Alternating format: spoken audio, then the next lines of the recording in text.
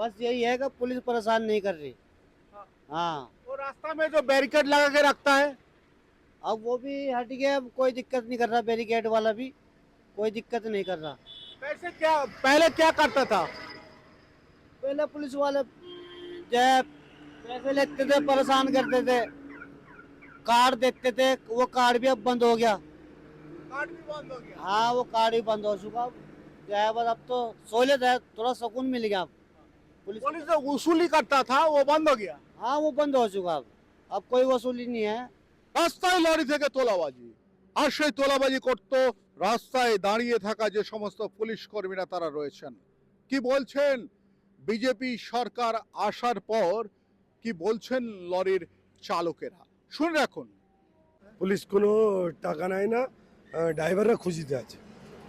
খুশিতে আছে। বলছি আগে কেমন ছিল? আগে যেটা ছিল মানে ট্রাফিক থেকে সিভিক পর্যন্ত পয়সা নিত, এখন একটু কমে গেছে। মানে রাস্তায় যে পুলিশের তোলাবাজি ছিল সেটা কেমন এখন? তোরা বাজিলে ডাকাতের মতন পয়সা দিচ্ছে, চোরের মতন দিচ্ছে পয়সা, হ্যাঁ? চোরের মতন পয়সা দিচ্ছে এখন। ও যেটা সামনাসামনি দিত সেটা আর সামনাসামনি দিচ্ছে না। আচ্ছা, কি নাম আপনার? আমার নাম আখের আলী খান। শুনলেন তো লরির চালকেরা কি বলছেন। অর্থাৎ কেউ কেউ বলছেন যে এখনো পুলিশ সম্পূর্ণ পরিবর্তন হয়নি, তারা এদিক ওদিক করে টাকা পয়সা নিচ্ছেন। আবার বেশিরভাগ ক্ষেত্রে আমরা যেটা জানছি যে পুলিশ যেটা করত, যে রাস্তার মধ্যে ব্যারিকেড দিয়ে দিত এবং ব্যারিকেড দিয়ে সেখান থেকে টাকা তুলতো। পুলিশ রোজগার করত, অর্থাৎ 15 বছর ধরে পুলিশের বাড়বাড়ন্ত দেখেছি বেশ কিছু পুলিশ কর্মীর। সেই বাড়বাড়ন্ত এতটাই ছিল, রাস্তায় নৃশংসভাবে পুলিশকে দাঁড় করিয়ে তাদেরকে দিয়ে কার্ড করানো হতো, তাদেরকে দিয়ে জোর করে মান্থলি করানো হতো, রাস্তায় দাঁড় করিয়ে নো এন্ট্রির নামে তাদের কাছে টাকা নেওয়া হতো। সেটা এই মুহূর্তে বন্ধ হয়েছে। এই যে টাকাটা নিত পুলিশ, তাতে কি হতো? তাতে সেই চাপটা এসে পড়তো কিন্তু আমাদের মতো সাধারণ মানুষের ঘাড়ে। আপনারা দেখতে পাচ্ছেন যে লরি লাইন দিয়ে যাচ্ছে এবং এই লরিওয়ালারাই কিন্তু বলছেন এখন আগের থেকে অনেকটাই ভালো রয়েছেন। অর্থাৎ মমতা বন্দ্যোপাধ্যায়ের এই যে সরকার ছিল সেই সরকারের থেকে এখন কিন্তু অনেকটাই ভালো রয়েছেন।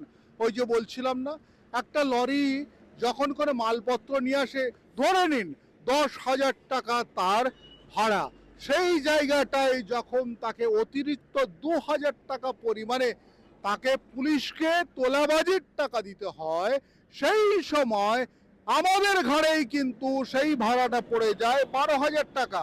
যার কাছে মালটি যাচ্ছে তিনি নিঃসন্দেহে 12,000 টাকায়, অর্থাৎ পুলিশের 2,000 টাকা ঘাড়ে করে তিনি দ্রব্যের দাম বৃদ্ধি করাচ্ছেন। অর্থাৎ পুলিশ সরকারি মাইনে পাচ্ছেন, পুলিশ এদিক থেকে রোজগার করছেন, আর তাদের তোলাবাজির টাকাটা সেটা কিন্তু আমাদের সংসারে আমাদের ঘাড়ে চাপ ছিল সব সময়। দেশে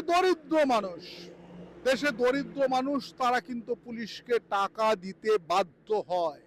আর এই বাধ্য হওয়ার ফলে কি হচ্ছে, আমাদের দেশে কিন্তু সাধারণ মানুষের কাছে একেবারে ভালো দ্রব্যটা পৌঁছায় না, কারণ সাধারণ মানুষের কাছে রয়েছে একটা নির্দিষ্ট পরিমাণের টাকা, আর সেই টাকায় ভালো মালপত্র যায় না বলে তার জন্য সাধারণ মানুষ ভেজাল খায়। আর সেই ভেজালটা কিন্তু সবসময় মনে রাখবেন এক প্রকার, অর্থাৎ এক শ্রেণীর পুলিশের জন্য এটাই ঘটে। দায় নিয়েছেন কি কোনোদিন তারা? কোন সরকার কি দেখেছেন? অর্থাৎ বিজেপি সরকার আসার ফলে হঠাৎ করে রাস্তা থেকে ব্যারিকেড উধাও, হঠাৎ রাস্তায় হাত পেতে টাকা তোলা, সেটাও কিন্তু উধাও হয়ে গেছে। তাহলে পুলিশ কি করে বদলালো? যদি সরকারের সদিচ্ছা থাকে না, তাহলে সবকিছু সম্ভব। আমি এই মুহূর্তে দাঁড়িয়ে আছি একেবারে হাইওয়েতে, দেখতে পাচ্ছেন ওদিক থেকে গাড়িগুলো শব্দে আসছে। আমরা একটু আগে কথা বললাম ড্রাইভারদের সঙ্গে, তারা কি জানালেন শুনলেন তো। অর্থাৎ ওই ইচ্ছা থাকলে সবকিছু সম্ভব।